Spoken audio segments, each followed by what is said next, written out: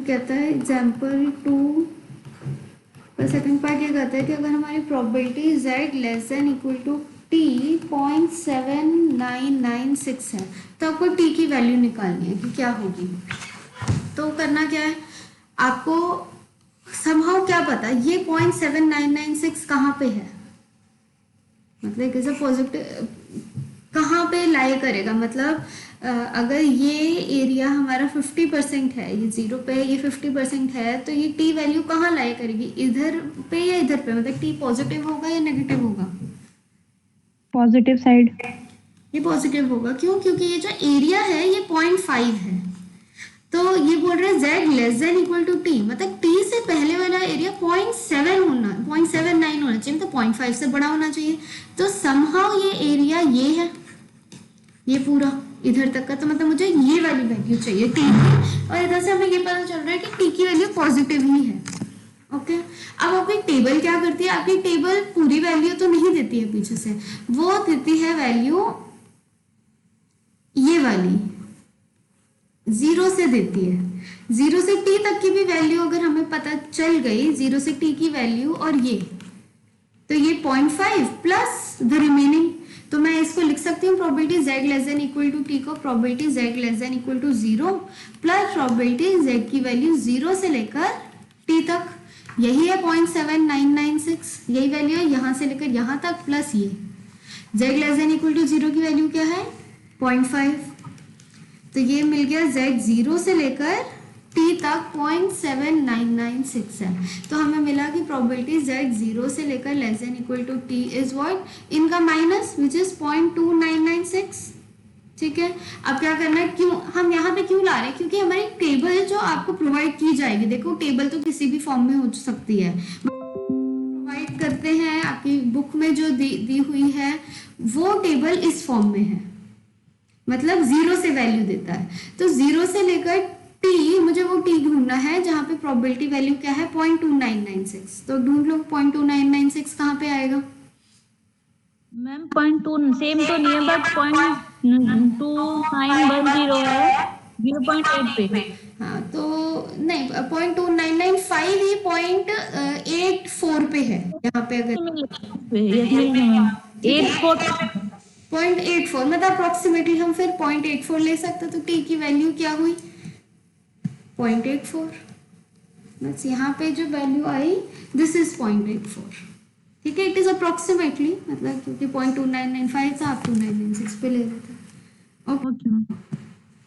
तो ये देखना है कि टी की वैल्यू पॉजिटिव है या नेगेटिव, मतलब प्रोबेबिलिटी वैल्यू का 0.5 से कम है, if it is less then 0.5 तो मतलब टी की वैल्यू लेस देन 0 होगी, कि मतलब टी यहाँ कहीं लाया करेगा, और प्रोबेबिलिटी वैल्यू 0.5 से ज्यादा हुई, कहां से प्रोबेबिलिटी ये भी देखना है, माइनस इंफिनिटी से, तो आपके टी वैल्यू यहाँ कहीं लाया करेगा पॉजिटिव वैल्यू, तब टी की वैल्यू पॉजिटिव हो जाएगी, उसके अकॉर्डिंगली बस आपको ग्राफ देख के थोड़ा सा प्लस माइनस करना है। ओके, और एग्जांपल फर्स्ट का 9th पार्ट बता दो। एग्जाम्पल 1 का 9th पार्ट, तो ये बोलता है probability mod z greater than equal to 0.6। ठीक है, तो क्या point mod z greater than equal to 0.6 का क्या मतलब है, कौन से z की वैल्यू आई ग्रेटर देन इक्वल टू 0.6 में, -0.6 से +0.6 तक होना चाहिए z। अच्छा, तो अगर z की वैल्यू मैं 0 लूँ तो आप अप्लाई कर रहा है, तो आप बोल रहे हो mod 0 is greater than equal to 0.6, आपने जो वैल्यू दी है -0.6 से 0.6 तक की 0 आ रहा है, तो ये ट्रू है। No ma'am. साइन तो देखो, I am not asking you mod z less than equal to 0.6, I am asking greater than equal to, तो कौन सी वैल्यूज है z की, कौन सी आएंगी, कौन सी आएंगी भाई इसमें, कौन सी, मैम पॉजिटिव साइड से ही आएगा क्योंकि 0.5 से बड़ा आ रहा है। तो 0.6 से बड़ी वाली आएंगी, एक तो 0.6 से बड़ी वाली, और बस -0.9 नहीं आ सकता, -1 -2 नहीं आ सकता, इधर सेटिस्फाई करेगा -1 इसको, यस मैम, वो भी पॉजिटिव हो जाएगा। फिर कौन सी वैल्यू आएंगी mod z greater than equal to 0.6 में, नहीं, इतनी कोई बड़ी बात नहीं होती। आप अपना ये बना लो, आपको पता है mod z less than equal to 0.6 का मतलब क्या है, जेड की वैल्यू -0.6 से 0.6 तक, मतलब -0.6 तो ये वाली वैल्यूज है जो लेस देन इक्वल टू है। ग्रेटर देन इक्वल टू कौन सी, ये वाली और ये वाली। तो मतलब -∞ से लेकर -0.6 यूनियन 0.6 से लेकर इंफिनिटी वाली जो वैल्यू है वो सारी इसको सेटिस्फाई करेंगी। ठीक है, करेंगे, आप चेक करके देख लो, कोई भी वैल्यू डालो इधर आएगा। और अदरवाइज भी करना क्या है, -0.6 से मतलब इसकी इंटरप्रिटेशन आपको पता होनी चाहिए। Mod z greater than equal to 0.6 का मतलब ये है कि चलो पहले तो सारी जेड की वैल्यू 0.6 से बड़ी है और वो माइनस वाले भी -0.6 से छोटी है। ठीक है, तो अगर आप एक टाइमलाइन बना लो, उससे करो तो आपको वैसे ही पता चल जाएगा। रियल लाइन बना लो, सॉरी, तो -0.6 से 0.6 वाली कौन सी है, जो लेस में आती है, तो ग्रेटर देन कौन सी होंगी, उसके कॉम्प्लीमेंट हो जाएगा। ओके, तो आपको निकालना है probability mod z less than, sorry, greater than equal to 6। तो दो तरीके हैं करने के। क्या मैं, मैम लेस देन है शायद। आपके क्वेश्चन में ग्रेटर देन इक्वल टू माना है। अच्छा 9, ओके मैम। तो एक तरीका क्या है करने का, 1 minus probability mod z less than equal to 0.6 का, तो कर सकते हैं। ये पूरा कवर कर रहा है, -0.6 से 0.6 वाला ये वाला है, ये वाला प्लस ये और ये पूरी फुल प्रोबेबिलिटी दे देगा, और तो कोई जेड की वैल्यू आ नहीं सकती। ठीक बात है, लिख सकते हैं इसको yes ma'am. Strictly less than रहता है। तो ये निकाल सकते हो probability mod z less than 0.6। कल किया था मॉड जेड लेस देन 0.6 क्या होता है, जेड की वैल्यू -0.6 टू 0.6। कल ये तो किया था, ये निकाल सकते हो जिसने भी पूछा है। Yes ma'am. ठीक है, और उसको 1 माइनस कर दो। या फिर दूसरा तरीका क्या है करने का, probability mod z greater than equal to 0.6 का मतलब ये है कि probability z greater than 0.6 plus probability z less than -0.6। ठीक है, इंटरसेक्टिंग नहीं है ना, कि 0.6 से बड़े वाले भी ले लो और छोटे वाले -0.6 से छोटे वाले भी ले लो। अब इनको ग्राफ से देख लो या तो। ओके, कर सकते हो, या कोई डाउट है? मैम इसे ऐसा भी तो कर सकते हैं कि मतलब 2 into 2 एरिया कर देंगे। पहले हम 0.5 में से अगर हम 0 से 0.6 तक का माइनस कर देते हैं। कहाँ से बोल रहे हो? मैम 0 से 0.5 हमारी एक साइड का पूरा होता है टोटल। हाँ, 0. अगर हम 0 से 0.6 निकाल के माइनस कर दें, 0.5 में से माइनस कर दें तो भी तो आ सकता है। ये टोटल 0.5 होता है एरिया, 0 से कम वाला। यहाँ पॉइंट -0.5, यहाँ आपका 0.6 है। तो हमें कौन सी चाहिए, ये। तो आप बोल रहे हो 0.5 में से इतना पार्ट माइनस कर दो तो ये आ जाएगा। Yes ma'am. और फिर एक्चुअली आप अगर देखो तो ये सिमेट्रिकल है, जितना एरिया यहाँ होगा उतना ही एरिया यहाँ होगा, यस मैम, है ना। डबल 2 कर हाईएस्ट देंगे, प्रोबेबिलिटी जेड ग्रेटर देन 0.6 कर सकते हो। और फिर सिर्फ ये निकाल दो। ये कैसे निकालोगे, ट्वाइस 0.5 माइनस प्रोबेबिलिटी जेड की वैल्यू 0 से लेकर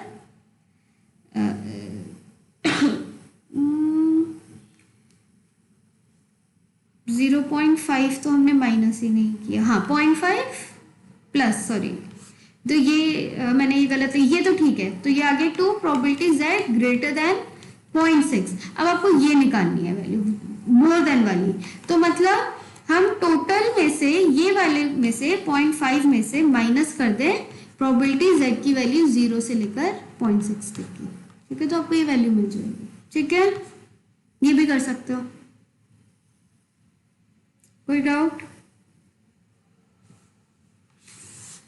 ओके, फिर आते हैं, फिर मेनली तो टेबल देखना है। उसके बाद हम सिर्फ इतना यूज करेंगे कि अगर x नॉर्मली डिस्ट्रीब्यूटेड है with mean mu and variance sigma square, मतलब expected value of x is mu and variance of your x is sigma square. तो हम लिखने के लिए यहाँ पे सिग्मा लिख देते हैं। सबकी अलग अलग नोटेशन है, कुछ भी लिख सकते हो। यहाँ पे सिग्मा स्क्वायर भी डाल सकते थे, तो आपको अपनी नोटेशन पता होनी चाहिए। इसका मीनिंग ये है, ठीक है, कि x पहली बात है नॉर्मली डिस्ट्रीब्यूटेड है। नॉर्मली डिस्ट्रीब्यूटेड होने का मतलब क्या है कि इसका जो डिस्ट्रीब्यूशन फंक्शन है वो ऐसा है। ठीक है, इसका मीनिंग ये है कि इसका डिस्ट्रीब्यूशन फंक्शन ऐसा है with mean mu and variance sigma square. तो अगर ऐसा है तो हम बोलते हैं z equal to x minus mu by sigma. ये आपका स्टैंडर्ड नॉर्मल डिस्ट्रीब्यूशन फॉलो कर सकता है। It is a normal distribution, just a particular type of standard normal distribution with mean 0 and variance 1। तो z is actually normally distributed 0 1, ऐसे लिख दो। ठीक है, कोई यहां तक डाउट? अब सपोज करो एक एग्जाम्पल ही है आपकी बुक का कि हमें प्रोबेबिलिटी निकालनी है x, अगर हमारे पास x है, सब अब हमारी z नहीं है, हमारे पास x है, it is normally distributed with mean 50 and standard deviation 8। मतलब मैंने ऐसे लिखा है, क्वेश्चन कैसे लिख रहा है कि x is a normal variate, मतलब नॉर्मल डिस्ट्रीब्यूशन फॉलो करता है ये रैंडम वेरिएबल विद मीन 50 बोल रहा है और स्टैंडर्ड डेविएशन इन्होंने 8 बोला है। मतलब एक्स म्यू जो है which is expected value of x जो हमारी नोटेशन में है वो 50 है और सिग्मा जो है स्टैंडर्ड डेविएशन वो 8 है। अभी बोलते हैं कि फाइंड करो probability x greater than equal to 60 क्या होगी। तो कैसे निकालेंगे? हम यूज करेंगे z का। इधर कैसे? हमें पता है कि अगर z क्या होता है x minus mu by sigma. हमें जो प्रोबेबिलिटी देखनी आती है हमें स्टैंडर्ड डिस्ट्रीब्यूशन टेबल से देखनी आती है, नॉर्मल वैल्यू से मे बी हमें हमारे पास टेबल नहीं है, हमारे पास स्टैंडर्ड नॉर्मल की है। तो हम करेंगे क्या, इस नॉर्मल को स्टैंडर्ड नॉर्मल में कन्वर्ट करेंगे इस तरीके से। ठीक है, तो जब आप इस तरीके से कन्वर्ट करोगे तो कैसे करें कन्वर्ट? प्रोबेबिलिटी x अगर ग्रेटर देन इक्वल टू 60 है तो x माइनस म्यू भी greater than equal to 60 minus mu हो जाएगा। And which is same as saying probability x minus mu by sigma is greater than equal 60 minus mu by sigma. ऐसे क्यों कर सकते हैं? साइन क्यों सेम रहा? क्योंकि सिग्मा पॉजिटिव है हमारा। और ये क्या बना? Probability z is greater than equal to 60 minus mu by sigma. अब आपको क्या दिया हुआ है? म्यू कितना है? 50 और सिग्मा कितना है आपका इस क्वेश्चन में? 8। तो आपने क्या निकालना है? Probability z greater than equal to 10/8 निकाल सकते हो। ये इसका यस मैम। स्टैंडर्ड मतलब आइडिया क्या है आपका कि अगर आपको नॉर्मल डिस्ट्रीब्यूशन दिया है, कोई x रैंडम वेरिएबल है जो नॉर्मल डिस्ट्रीब्यूशन फॉलो कर रहा है, कुछ मीन कुछ स्टैंडर्ड डेविएशन कुछ दिया है और हमें उसकी कुछ प्रोबेबिलिटी निकालनी है, सपोज यहाँ पे 60 तक की निकालनी थी, तो आइडिया हमारा ये रहता है कि हम उसको z में कन्वर्ट करते हैं, मतलब नॉर्मल को स्टैंडर्ड नॉर्मल में इस मेथड से निकालते हैं। और क्योंकि हमें टेबल से हम ये वैल्यू निकाल सकते हैं तो हम टेबल्स का यूज कर लेते हैं। ठीक है, so it's same as probability z greater than equal to 5। तो ये आ गया आपका 1.25 सॉरी 1.25। अब इसको टेबल से देख सकते हो, ग्रेटर देन इक्वल टू 1.25 देखना है। ओके, तो मतलब अगर मैं ग्राफ बनाऊं तो ये आपका 0 है, यहाँ पे 1.25 है, ग्रेटर देन इक्वल टू 1.25 मतलब मुझे ये एरिया चाहिए। तो कैसे निकालें इसको? मैम टोटल में से 0 से 1.25 माइनस कर देंगे। तो 0.5 में से मतलब क्योंकि आधे में से मैं माइनस कर दूं, ये पूरा 0.5 है ये हमें पता है। 0.5 में से क्या माइनस करना है? z greater then 0 less than 1.25। 0 से लेकर 1.25 वाला ये बता देगा हमें ये वाली टेबल। तो 1.25 कहाँ मिलेगा हमें? इधर 1.2 यहाँ है, 5 इधर है। तो this value is going to give you 0.3944। ठीक है, तो ये क्या हो गया? 0.5 minus 0.3944। This is your probability that your x normal distribution, जो x रैंडम वेरिएबल है जो नॉर्मल डिस्ट्रीब्यूशन फॉलो कर रहा था वो ग्रेटर देन इक्वल टू 60 है। ठीक है, तो z के लिए हमें पता है, हमने x के लिए निकाला है। ओके, अनदर अगर हम सपोज आपका कोई भी क्वेश्चन ले, सपोज क्वेश्चन नंबर 9 है आपका। मैम इसका थर्ड पार्ट पहले करा देते। थर्ड पार्ट अभी जो 9th करा रही हूँ उसी में कवर हो जाएगा। क्या कि x नॉर्मल वेरिएट है, मतलब नॉर्मल रैंडम वेरिएबल है जो नॉर्मल डिस्ट्रीब्यूशन फॉलो कर रहा है with mean expected value x which is mu is 30 and standard deviation 5। कभी कभी आपको वेरिएंस भी दिया हो सकता है, ये ध्यान रखना। सपोज आपको बोल देते वेरिएंस इज 25, तो मतलब sigma square is 25 which mean sigma is 5, तो ये ध्यान रखना है, आपको सिग्मा दिया है या सिग्मा स्क्वायर दिया है। अब ये बोलते हैं कि फाइंड करो probability mod x minus 30 is greater than 5, ये निकालना है आपको।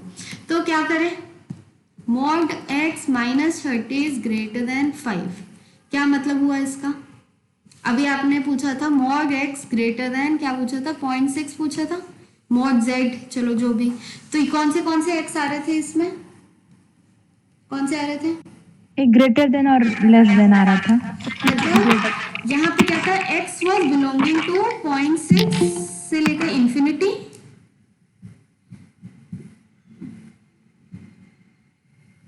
ये कौन है भाई? काजल चौधरी होगी मैम। अभी किसने ज्वाइन किया?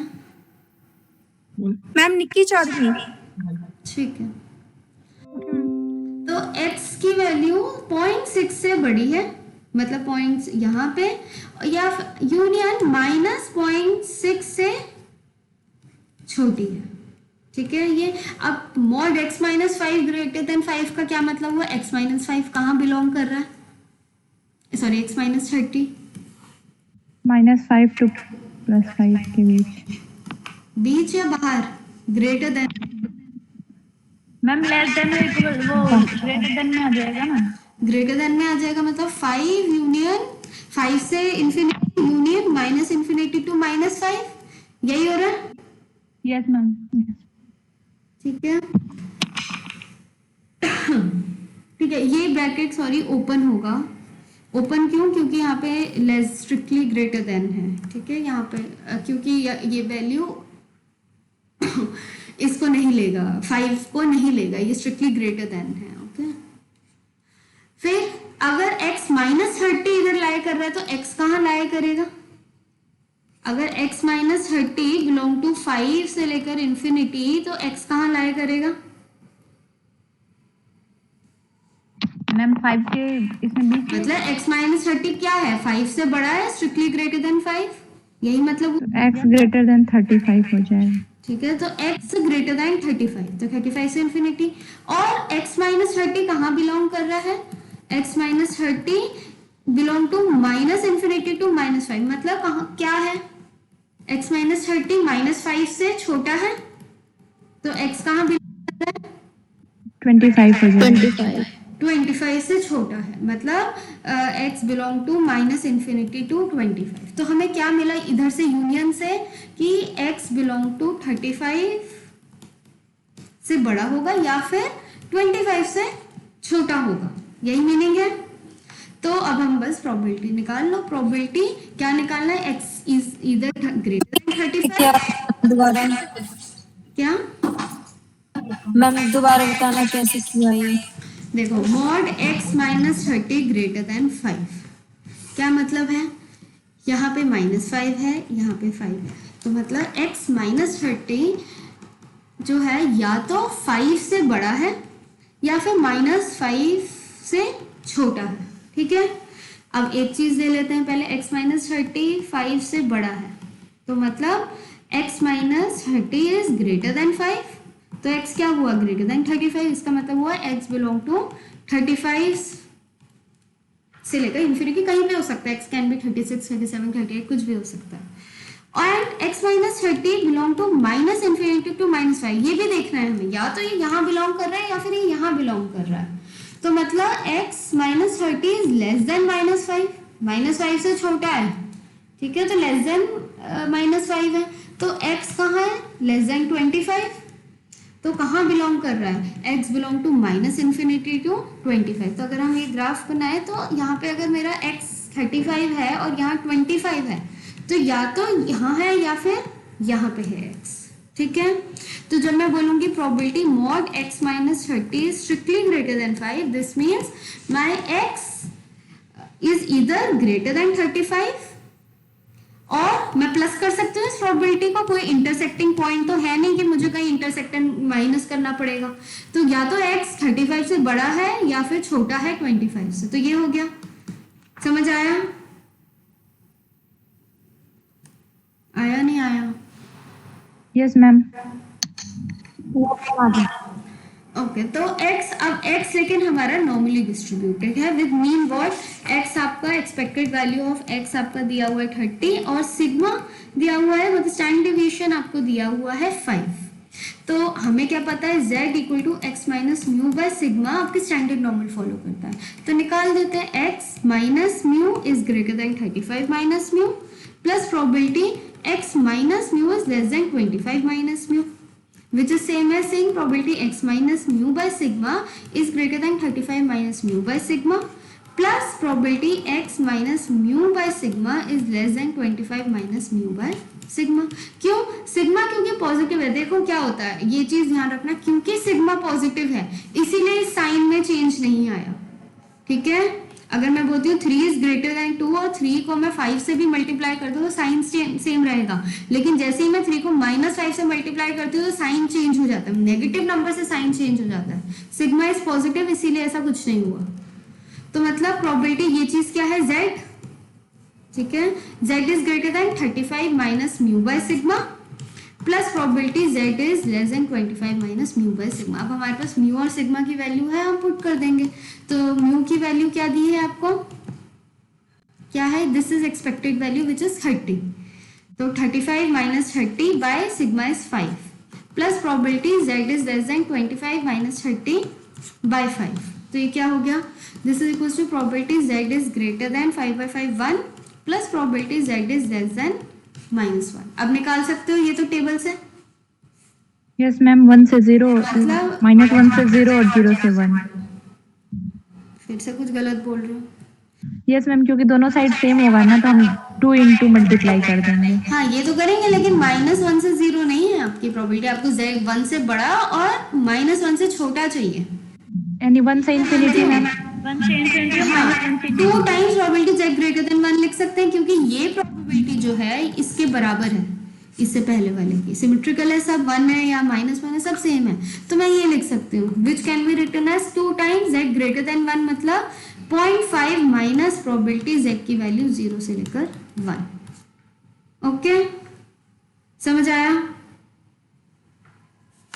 तो अब आप अगर कोई भी क्वेश्चन अपने करोगे, आपको बड़े आराम से आप अपना एग्जाम्पल नंबर 3 का से थर्ड पार्ट बोल रहे थे, एग्जाम्पल 4 करोगे, सारी चीजें ऐसे ही हैं, कुछ अलग नहीं है। एक्स की डिस्ट्रीब्यूशन दी हुई, मीन दिया होगा, स्टैंडर्ड डिवीएशन दिया होगा, आपको समहाउ किसी चीज की प्रोबेबिलिटी निकालनी है। बस ये मॉड का ध्यान रखना है आपको थोड़ा सा, कि मॉड का क्या मीनिंग है। मॉड कोई बहुत बड़ी चीज नहीं है, आप वेरीफाई भी कर सकते हो कौन से पॉइंट्स उसमें आएंगे, अपने आप पता चल जाएगा। ठीक है, मॉड x लेस देन 3 की बात जब हम करते हैं तो मतलब x जो है -3 से 3 के बीच में है, और जब मैं मॉड x ग्रेटर देन 3 की बात करती हूँ, this means what, x is from -3 से 3। तो ग्रेटर देन 3 का क्या मतलब है कि या तो x 3 से बड़ा है या फिर -3 से छोटा है। तो सिर्फ इतनी सी चीजों का ध्यान रखना है, x की जगह आपको x माइनस समथिंग दिया हो तो भी कर सकते हो, कोई बड़ी बात नहीं है। ओके, फिर अगर हम कोई प्रैक्टिकल क्वेश्चन करें, से क्वेश्चन नंबर एग्जाम्पल 7 करते हैं। ठीक है, ये बोलते हैं कि आपके पास 15,000 स्टूडेंट्स हैं who appear for examination. 15,000 students हैं हु अपीयर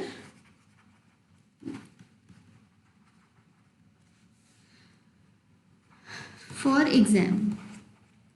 ठीक है, अब एक बच्चे का इन्होंने बोला कि मीन मार्क्स जो है वो 49 है, मीन मार्क्स जो स्टूडेंट्स के आए हैं वो 49 है, एंड स्टैंडर्ड डिवीएशन मतलब म्यू जो है या एक्सपेक्टेड वैल्यू ऑफ एक्स जो है वो 49 है और स्टैंडर्ड डिवीएशन 6 है। बोलते हैं कि मार्क्स जो है हमारे, उसको जो मार्क्स है वो हमारे नॉर्मल डिस्ट्रीब्यूशन फॉलो कर रहे हैं। ठीक है, around this mean and around this standard deviation. तो ये बोलते हैं कि निकालो कि द प्रोपोर्शन ऑफ स्टूडेंट्स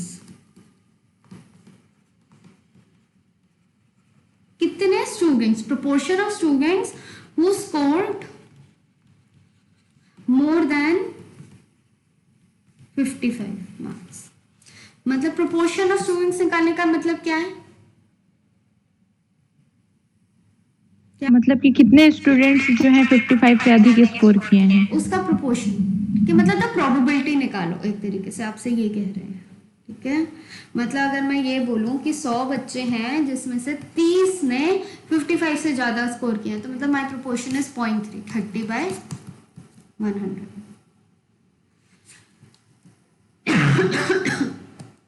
तो आपको x दिया हुआ है, x अगर हम रैंडम वेरिएबल ले लें जो मार्क्स को रिप्रेजेंट कर रहा है, तो x नॉर्मली डिस्ट्रीब्यूटेड है विद मीन 49 एंड सिग्मा 6। तो expected value of x which is mu is 49 and your sigma is 6। आपको क्या निकालना है कि probability that your x is greater than 55, ठीक है, व्हिच कैन बी रिटन, आप कर सकते हो, करो। अब x है, x को z से कन्वर्ट करो और निकालो।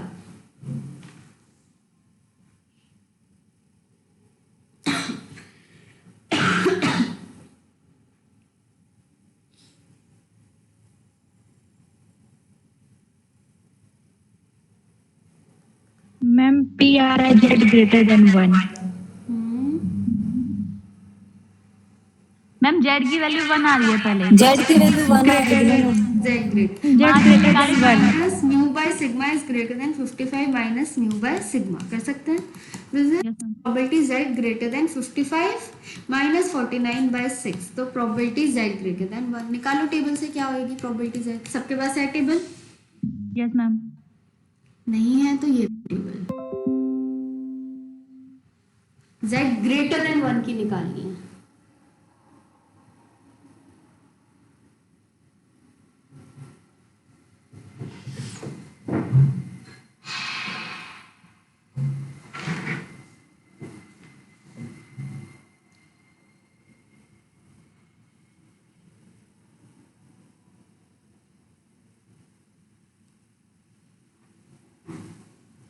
मैम मतलब इसमें 0.5 में से माइनस कर देंगे हम, जो हमने z उसकी वैल्यू निकाली है। हाँ, तो क्या है ये 1 की?